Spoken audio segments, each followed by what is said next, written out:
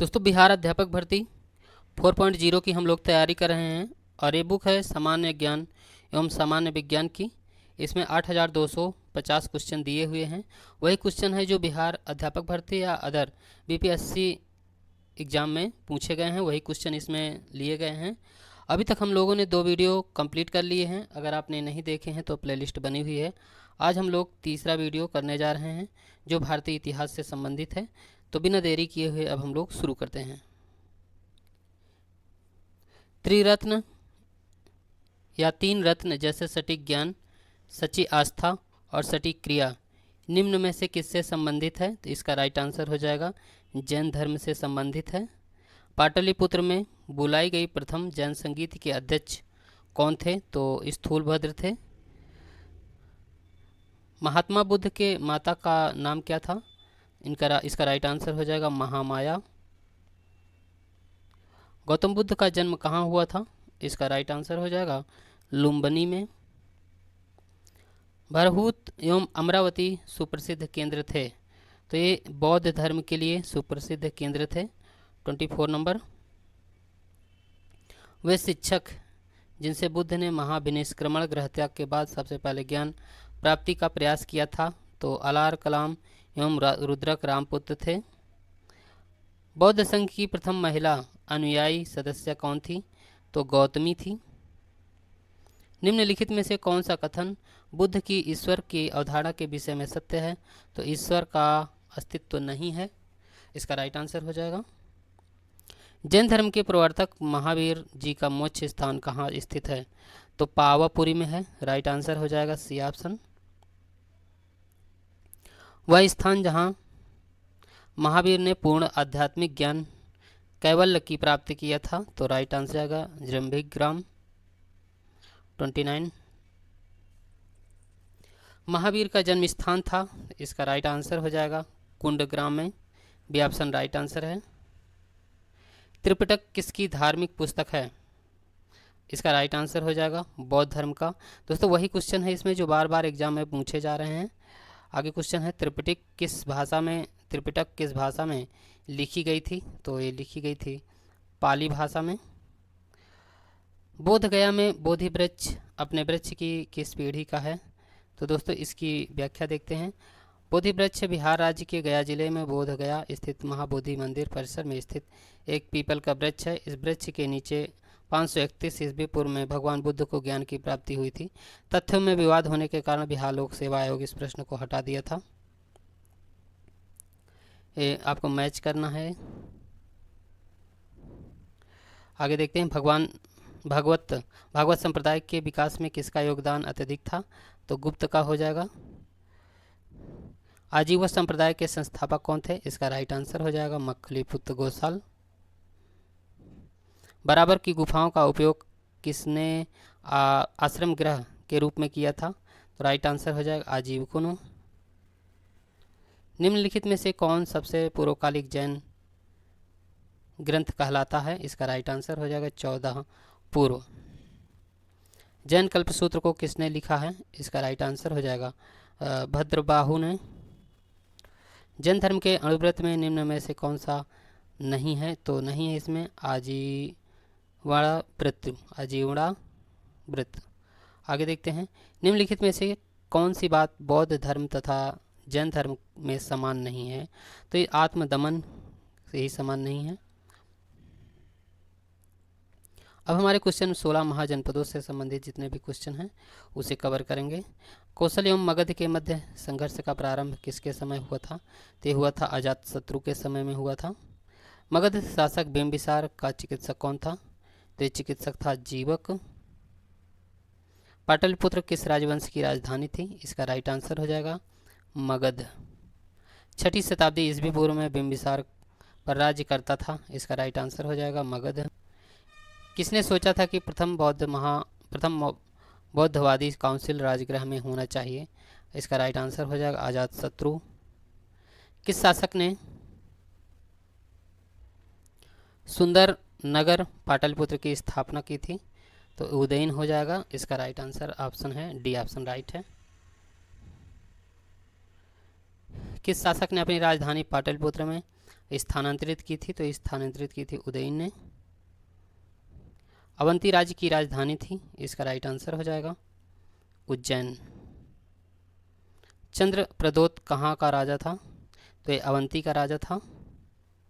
6ठी शताब्दी ईस्वी पूर्व में निम्नलिखित में से कौन सा एक गणतंत्र था?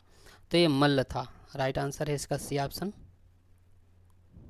मगध की प्रारंभिक राजधानी कौन सी थी? इसका राइट आंसर हो जाएगा राजगृह। प्राचीन महाजनपद मगध की प्रथम राजधानी कौन सी थी? तो इसका राइट आंसर हो जाएगा उपर्युक्त में से कोई नहीं। अजातशत्रु के वंश का नाम क्या था? इसका राइट आंसर हो जाएगा हर्यक वंश। विश्व का पहला गणतंत्र वैशाली में किसके द्वारा स्थापित किया गया था? तो ये लिच्छवी के द्वारा। ईसा पूर्व 6ठी शती में विश्व का प्रथम गणतंत्रात्मक व्यवस्था थी, ये वैशाली थी।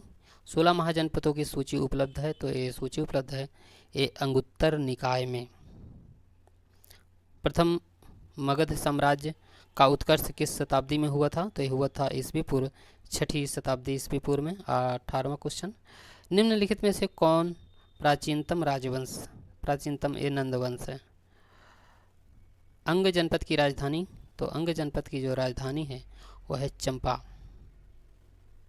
वत्स का राज्य स्थित था? तो ये स्थित था इलाहाबाद के आसपास का क्षेत्र है, ये कौशाम्बी वाला क्षेत्र है, क्षेत्र में स्थित इसकी राजधानी कौशाम्बी थी।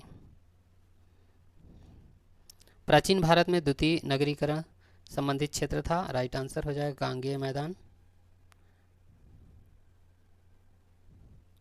शक संवत प्रारंभ किया था? मौर्य काल से संबंधित क्वेश्चन आ गए, तो 78 AD। दूसरी शताब्दी के आसपास रचित संस्कृत के शिलालेख के अनुसार सुदर्शन झील एक कृत्रिम जलाशय की मरम्मत किसने करवाई थी? तो रुद्रदामन ने करवाया था। मौर्य साम्राज्य का अंतिम शासक? तो अंतिम शासक था बृहद्रथ। में किसके राजदूत के रूप में दरबार में भेजा गया था? तो ये चंद्रगुप्त के मौर्य के दरबार में भेजा गया था। कौन सी पुस्तक बिंदुसार को एक अभिषिक्त क्षत्रिय वर्णित करती है? इसका राइट आंसर हो जाएगा दिव्यावदान। मौर्य काल में कंटक शोधन न्यायालय किस प्रकार का न्याय करता था? तो ये फौजदारी राइट आंसर है इसका। समाहर्ता कौन थे? इसका राइट आंसर हो जाएगा महासंग्रहकर्ता। मौर्य काल में शासकीय भूमि से प्राप्त आय को क्या कहा जाता है? तो ये सीता है। मौर्य काल में शिक्षा का सर्वाधिक प्रसिद्ध केंद्र कौन सा था? तो ये तक्षशिला हो जाएगा। कौटिल्य का अर्थशास्त्र कितने अभिकरणों में विभाजित है? राइट आंसर हो जाएगा 15। किस शिलालेख में अशोक ने त्रिरत्न में अपना विश्वास प्रकट किया? तो भाब्रू शिलालेख में। वह स्तंभ जिसमें अशोक ने स्वयं को मगध का साम्राज्य बताया? तो भाब्रू स्तंभ में बताया था। अशोक के शिलालेखों में प्रयुक्त भाषा है? इसका राइट आंसर हो जाएगा प्राकृत भाषा। अशोक के ब्राह्मी अभिलेख को सर्वप्रथम किसने पढ़ा था? तो ये जेम्स प्रिंसेप ने पढ़ा था। अपने शिलालेख में अशोक सामान्यतः किस नाम से जाने जाते हैं? राइट आंसर हो जाएगा प्रियदर्शी। किस अभिलेख में कलिंग विजय का वर्णन मिलता है? इसका राइट आंसर हो जाएगा उपर्युक्त में से कोई नहीं। अशोक के किस अभिलेख में अकाल दुर्भिक्ष का उल्लेख मिलता है? ये मिलता है सहगौरा से। भारत में पहले साम्राज्य का स्थापना किस शासक के द्वारा की गई थी? तो ये चंद्रगुप्त मौर्य के समय में चंद्रगुप्त मौर्य था। इसका राइट आंसर हो जाएगा एक प्रबुद्ध निरंकुश शासक था। प्रसिद्ध ग्रंथ मुद्रा राक्षस के लेखक कौन है? तो इसका राइट आंसर होगा 21। किस अभिलेख से यह साबित होता है कि चंद्रगुप्त का प्रभाव पश्चिम भारत तक फैला हुआ था? तो रुद्रदामन का जूनागढ़ अभिलेख से पता चलता है। पाटलिपुत्र को किस शासक ने सर्वप्रथम अपनी राजधानी बनाई थी? तो चंद्रगुप्त मौर्य ने बनाई थी। निम्नलिखित में से किस मौर्य राजा ने दक्कन की विजय की थी? तो की थी चंद्रगुप्त मौर्य ने। जिसके ग्रंथ में चंद्रगुप्त मौर्य का विशिष्ट रूप में वर्णन हुआ है वह है विशाखादत्त। कौटिल्य अथवा चाणक्य किस सम्राट का प्रधानमंत्री था? तो ये चंद्रगुप्त मौर्य का। अर्थशास्त्र नामक पुस्तक के लेखक कौन है? तो कौटिल्य हैं, चाणक्य के नाम से भी जाने जाते हैं। कौटिल्य के अर्थशास्त्र में किस पहलू पर प्रकाश डाला गया है? तो ये राजनीतिक नीतियों पर प्रकाश डाला गया है। नंदवंश के प्रथम नहीं, नंदवंश के पश्चात मगध पर किस राजवंश ने शासन किया? राइट आंसर हो जाएगा मौर्य। सेंड्रोकोटा से चंद्रगुप्त मौर्य की पहचान किसने की है? तो की है विलियम जोन्स ने। कौटिल्य की पुस्तक अर्थशास्त्र किस विषय पर आधारित है? तो यह आधारित है शासन कला के सिद्धांत और अभ्यास पर। चंद्रगुप्त मौर्य ने सेल्यूकस को बख्शिश के रूप में क्या दिया था? 500 हाथी। मेगस्थनीज दूत था, इसका राइट आंसर हो जाएगा। ये सेल्यूकस का था। 33 नंबर। वह स्रोत जिसमें पाटलिपुत्र के प्रशासन का वर्णन उपलब्ध था, तो ये इंडिका है। मौर्य समाज का 7 वर्गों में विभाजन का विशेष रूप से उल्लेख किया गया है, तो ये मेगस्थनीज की पुस्तक इंडिका में भी है। और इंडिका का लेखक कौन था? इसका राइट आंसर हो जाएगा मेगस्थनीज। अशोक के धम्म का मूल संदेश क्या था? राइट आंसर हो जाएगा उपर्युक्त में से कोई नहीं। सम्राट अशोक चंद्रगुप्त का नाम क्या था? राइट आंसर हो जाएगा पौत्र। सम्राट अशोक चंद्रगुप्त का नाम क्या था? अच्छा, सम्राट अशोक चंद्रगुप्त का कौन था? तो पौत्र हो जाएगा। निम्नलिखित में से कौन मौर्य शासक अशोक की रानी थी? तो कारुवाकी थी। निम्न में से किसके प्रयास से बौद्ध एवं वैश्विक धर्म बना? तो ये अशोक। निम्नलिखित में से कौन सा क्षेत्र अशोक के साम्राज्य में सम्मिलित नहीं था? राइट आंसर हो जाएगा श्रीलंका। अशोक के शासनकाल में बौद्ध सभा किस नगर में आयोजित की गई थी? ये पाटलिपुत्र में की गई थी। अशोक ने किस राज्य पर आक्रमण किया था? राइट आंसर हो जाएगा कलिंग पर। अशोक की नीति के आर्थिक परिणामों के कारण ही मौर्य साम्राज्य का पतन अधिकांशतः उचित था। तथ्य में विश्वास किया जाए तो इसमें उपर्युक्त में से कोई नहीं होगा। सबसे अंत में कौन सी घटना घटित हुई तो इसमें अशोक की कलिंग विजय सबसे लास्ट में हुई है। 45 नंबर। अंतिम मौर्य सम्राट था, ये रिपीट हुआ है क्वेश्चन, तो ये बृहद्रथ हो जाएगा। बहुत बार आया हुआ क्वेश्चन है। अर्थशास्त्र के अनुसार सीता भूमि का अभिप्राय है, तो जनजातियों द्वारा जोती जाने वाली भूमि को कहा जाता है। मौर्य वंश के पश्चात किस वंश का राज्य स्थापित हुआ? ये शुंग वंश था। गौतमी पुत्र सातकर्णी का संबंध किस राजवंश से था? तो सातवाहन से था। शुंग वंश के बाद किस वंश ने भारत पर राज किया? तो कंड हो जाएगा। कलिंग नरेश खारवेल का संबंध था। राइट आंसर हो जाएगा उपर्युक्त में से कोई नहीं। राजा खारवेल का नाम जुड़ा हुआ है। राइट आंसर हो जाएगा हाथीकुंभा लेख से। कलिंग नरेश खारवेल की हाथीकुंभा प्रशस्ति भाषा में अंकित है, तो ये प्राकृत हो जाएगा। शक संवत वर्ष में प्रारंभ हुआ। राइट आंसर हो जाएगा 78 ईस्वी। निम्नलिखित में से किनको शक संवत की स्थापना का श्रेय दिया जाता है? तो कुषाणों को दिया जाता है।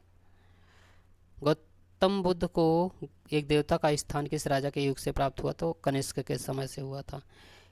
इनमें से सर्वप्रथम व्यापक पैमाने पर स्वर्ण मुद्रा का प्रचलन किया था। 57 नंबर। हाँ, 56 का राइट आंसर हो जाएगा विम कॉडफिसेस। का कला की गांधार शैली निम्न में से समय में फली फूली किनके समय में? तो कुषाणों के समय में। कनिष्क के शासनकाल में बौद्ध सभा किस नगर में आयोजित की गई थी? तो कश्मीर में है। सांची का विशाल स्तूप समय को निर्धारित करता है। राइट आंसर हो जाएगा मौर्यों। कौन सा पुरातात्विक स्थल मौर्य राजप्रसाद से संबंध है? राइट आंसर हो जाएगा कुम्भहार। ताम्रपत्र है, इसका राइट आंसर हो जाएगा मौर्य साम्राज्य संबंधित एक तांबे की प्लेट। बराबर की गुफाएं को अशोक ने किस संप्रदाय को दान में दिया था? आजीवक। निम्नलिखित में से कौन सा एक मूर्ति शिल्प मौर्य काल का नहीं है? राइट आंसर हो जाएगा मथुरा से प्राप्त बड़ी मूर्ति। पाटलिपुत्र में स्थित चंद्रगुप्त महल मुख्यतः बना था, तो ये लकड़ी का बना हुआ था। भूमि अनुदान किन्हें दिए जाते थे जो शाही दरबार से जुड़े हुए थे? राइट आंसर हो जाएगा ब्राह्मण। भारत में सोने के सिक्के किन प्रथम शासकों द्वारा जारी किया गया था? राइट आंसर हो जाएगा भारतीय यूनानियों के द्वारा। पेरिप्लस ऑफ द इरिथ्रियन से सी किसने लिखी थी? इसका राइट आंसर हो जाएगा उपर्युक्त में से कोई नहीं। उस स्रोत का नाम बतलाएं जो प्राचीन भारत के व्यापारिक मार्गों पर मौन है। मिलिंद पन्नो। इनमें से कौन शक वंश का कार्दमक शाखा का संस्थापक था? तो चस्टन हो जाएगा। रोमन साम्राज्य से व्यापारिक संबंध किसने स्थापित किया था? तो उपर्युक्त में से कोई नहीं होगा इसमें। अब हम लोग पढ़ेंगे संगम काल से संबंधित जितने भी क्वेश्चन बनते हैं आपको नेक्स्ट वीडियो में आपको प्रोवाइड किए जाएंगे। तो दोस्तों आज का वीडियो यहीं तक। पूरा वीडियो देखने के लिए बहुत बहुत धन्यवाद।